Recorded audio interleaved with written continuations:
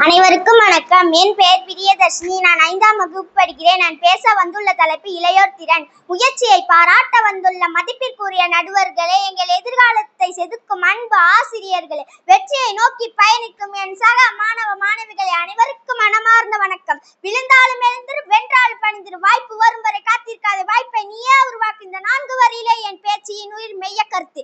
இன்று உலகம் வேகமாக ஓடுகிறது. ஆனால் வெற்றி பெறுவது வேகமாக ஓடுபவர்கள் அல்ல, விடாமல் ஓடுபவர். ஒரு விதையை மண்ணுக்குள் புதைக்கப்படுகிறது. அது இருளில் அழுவதில்லை.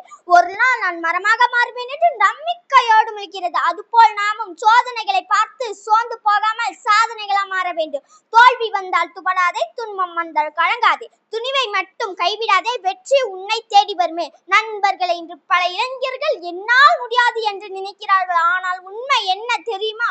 முடியாது என்பது மனதில் பிறக்கும், முடியும் என்பது முயற்சியில் பிறக்கும். டாக்டர் அப்துல் கலாம் அவர்கள் கூறியது போல், கனவு என்பது தூக்கத்தில் வருவதல்ல, தூங்க விடாமல் செய்வது உண்மையான கனவு.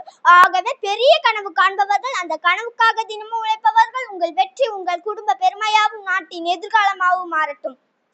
இளமையே ஒரு தீப்பொறி, லட்சியமே அதன் ஒளி, உழைப்பே அதன் எரிபொருள், வெற்றியே அதன் விளக்கு. என் அன்பு நண்பர்களே, நம் சமூக வலைதளங்களில் நேரத்தை வீணடிப்பதை விட நம் திறமைகளை வளர்ப்பது நேரத்தை முதலீடு செய்வோம். பிறரை பார்த்து பொறாமைப்படாமல் நம்மை நேற்றிருந்த நம்முடன் ஒப்பிடுவோம். இன்று சிறிய ஒரு முயற்சி நாளை மிக பெரிய வெற்றியாக மாறும். இறுதியாக ஒரு வரி: நீ நம்பினால் பாதை பிறக்கும், நீ நடந்தால் வரலாறு பிறக்கும், நீ வென்றால் உலகம் உன்னை திரும்பி பார்க்கும். நாம் சாதிக்க பிறந்தவர்கள், சோர்ந்து நிற்க பிறந்தவர்கள் அல்ல. நன்றி, வணக்கம்.